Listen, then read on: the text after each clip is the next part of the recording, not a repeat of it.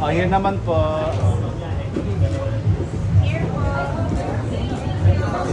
One more here. Thank you. Okay. Center, please. Here. Here, please. Thank you. Ayun, buti may ilaw. Okay na, questions na. Tayo luma. Wala po. Question ba? Diyan ba? First po, Sir Richard, ano po naging reaction niyo nung nalaman yung gustong maging businesswoman ng anak niya? Of course, it's natural na supportahan ko siya because we're a family of business people. My dad was a businessman, kaya nga hindi ako naging doktor kasi gusto niya magnegosyo ako. So,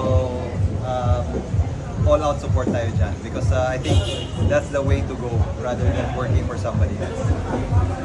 How do you make sure that your family is close and has time for each other considering how busy you both are? You all are. We always find time to kahit na let's say nasa bahay lang kami, we always find time to gather. Kung hindi naman, kung nasa labas kami, nag-aanohan kami, nagtatawagan kami like let's say nasaan siya, o magkape muna tayo.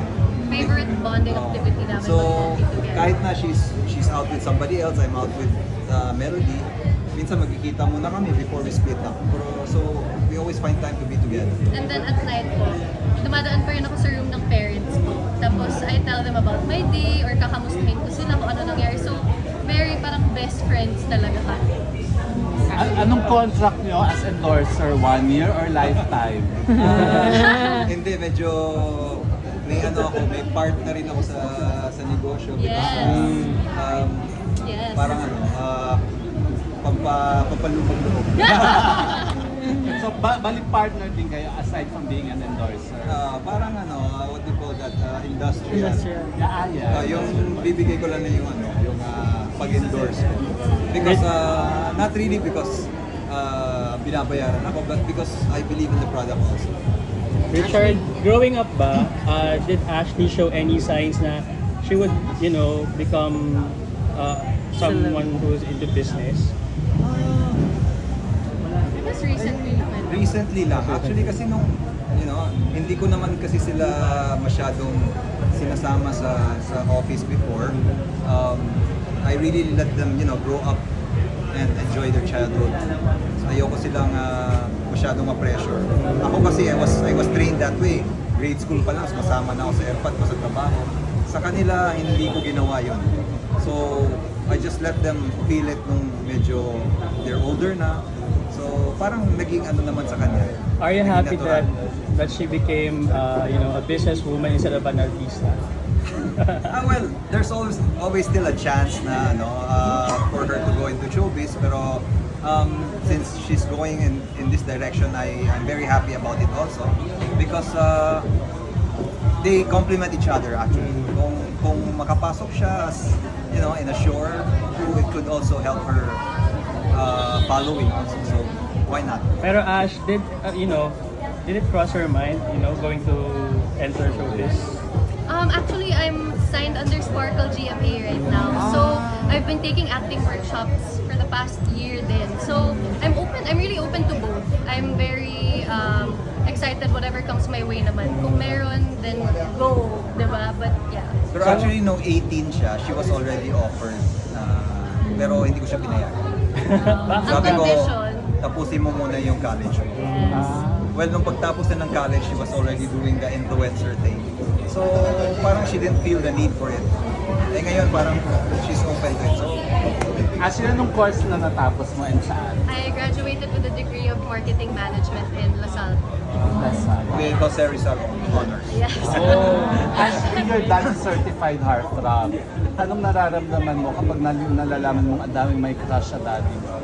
Natutuwa naman po ako. Actually, madami po nagsasabi ka sa akin, oh my God, crush ko yung daddy mo. Or oh my God, ang hot ng daddy mo. Tapos parang ako natatawa na lang po kasi sanay na rin po ako. Eh, ano naman, I'm very happy na even at his age, di ba, na marami po rin nagkaka-crush sa kanya talaga. Sinasabi na sa akin, mas mabuti na lang may nagka-crush sa'yo kaysa wala. Ashley, ano yung biggest challenge na na-experience mo when putting up Sip to Glow? Business. Actually, siguro since it's my first one, ang dami ko rin pong kailangan matutunan. So I'm just taking it day by day talaga. So may mga, syempre may problems sa parang, oh my gosh, nung bagyo, binaha yung supplier namin. So parang paano ba namin aayusin yun? Like anong gagawin namin? So little things like that na day by day naman na-overcome namin. So I'm very grateful na I have a great team behind me as well. You know Sir Richard as a dad, pero based on observation, ano naman yung best quality niya as an entrepreneur? As an entrepreneur, he's very porsigido. Like, hindi siya nag-give up. Kahit ang hirap na nung pinagdadaanan sa business, he's always someone that will still push for it talaga hanggang kaya. So, I think that's one thing that I learned from him as well. What makes him the best endorser?